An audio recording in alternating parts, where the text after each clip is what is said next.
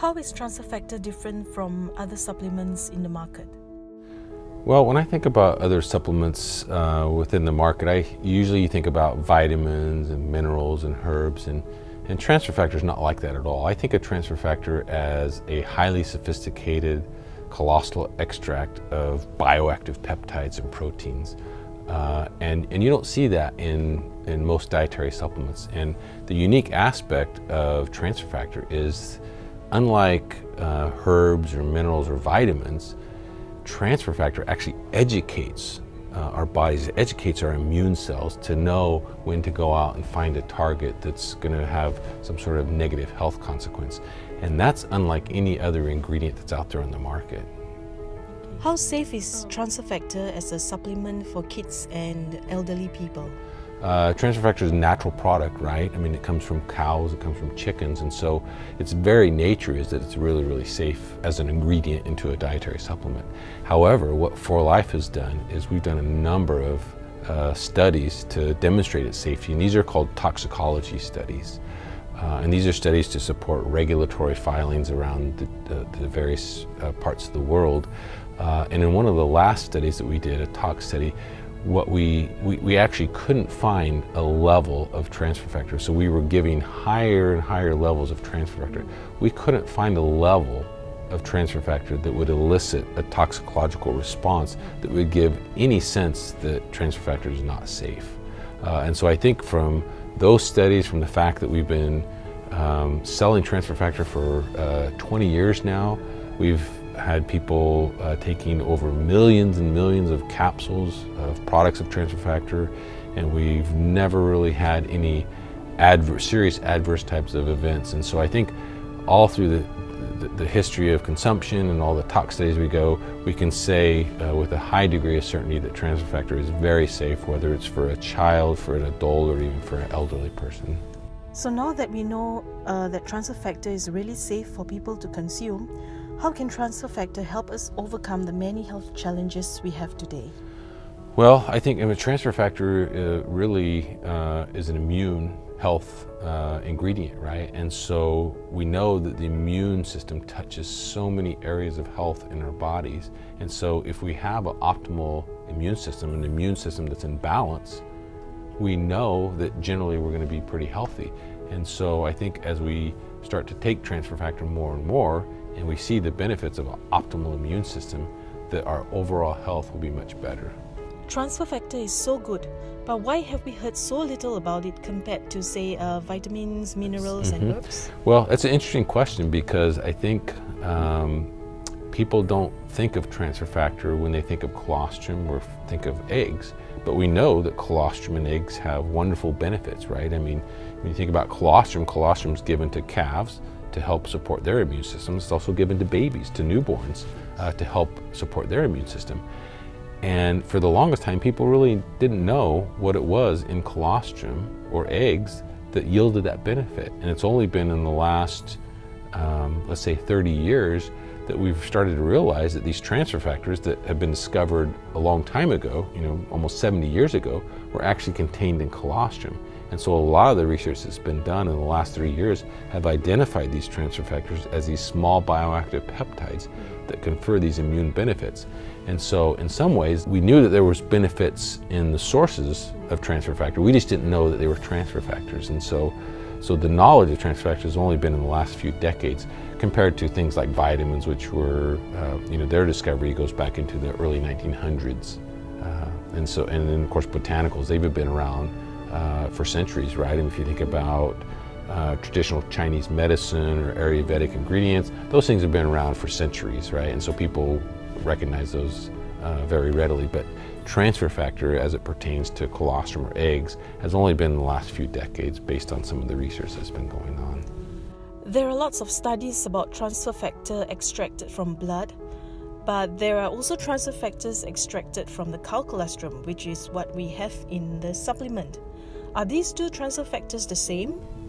That's a great question, and it's one, as we've started to learn more and more about transfer factor and study the mechanism of action, we've actually looked at transfer factor that has been pulled out of blood or pulled out of dialyzed leukocyte extracts. These are the same transfer factors that Sherwood-Lawrence looked at.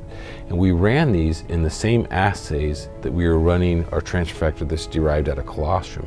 And it turns out that we get the same sort of response in all of our assays. So we have a natural killer cell assay that we measure an immune response. And when we look at Sherwood-Lawrence's transfer factor, which are derived out of dialyzed leukocytes, and we look at transfer factor that's derived out of cow colostrum, we see the same response.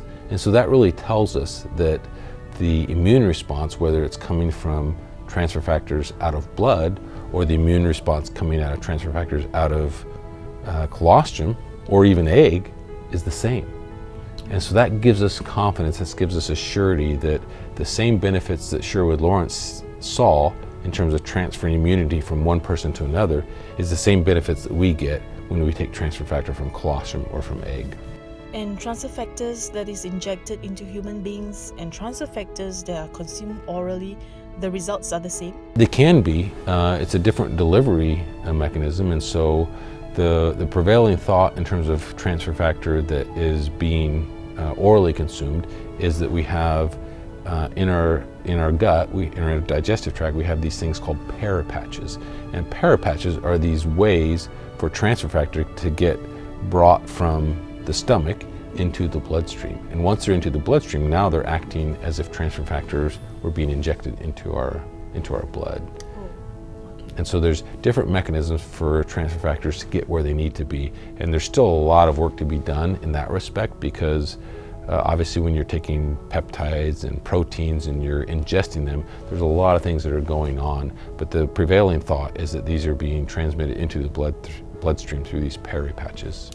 Where do you see transfer factor will be in the next, say, 10 to 20 years from now?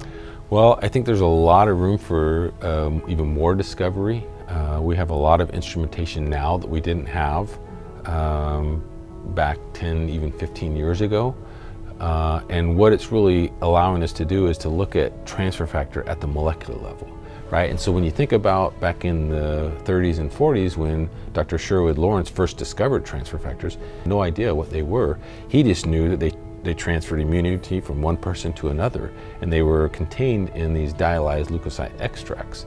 Well, a lot has changed since then, right? We now know what they are. We now know that they are small bioactive peptides and proteins. And I think the next step in that characterization is understanding transfer factors at more of an amino acid level.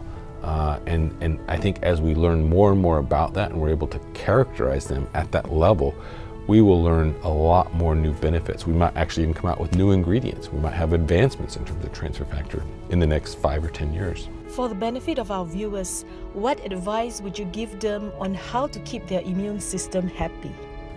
Well, they have to take transfer factor, right? I mean, that's the obvious one, right? Yes. And so that's always what I would recommend to people. But I think beyond that, we have to really look at fundamentally how our immune system works and how do we stay healthy, right? And so when I think about that, if I take out transfer factor, I think that we have to stay healthy by eating right? Having a healthy diet, right? Eating our fruits and vegetables and making sure we're getting all the vitamins and minerals that lead us to having an overall healthy state.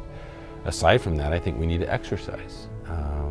A lot of people in the United States don't exercise, and so we see issues in terms of obesity, and it's because a lot of times their diets are poor and they're not exercising. And so exercising is a huge component in terms of overall health as well as immune system. We know people who exercise more generally have healthier immune systems, and so exercise is a really key component as well. And then I would say probably the third component is getting adequate amounts of sleep. But if you're getting adequate sleep, that really helps your immune system. It helps provide you an optimal immune system along with these other components. And that's really hard nowadays because if you think about it, everybody has a cellular phone, right? And the cellular phone's by your bedside. If you can't sleep, you start looking at your cellular phone, and then that stimulates your brain, and then you're not able to sleep as well. And so as you decrease the amount of sleep, what happens is that depresses your immune system. And so when you put all these things together, you are essentially creating a weakened immune system. And so my advice would be get adequate sleep, do adequate exercise, and typically for most people, adequate exercise is about 30 minutes a day. And then eat right? The normal recommendation for eating right in terms of fruits and vegetables is to get 5 servings a day. And so if you do those things and then you're supplementing it with transfer factor to support your immune system, to boost your immune system, then I think you'll have a very, very healthy immune system.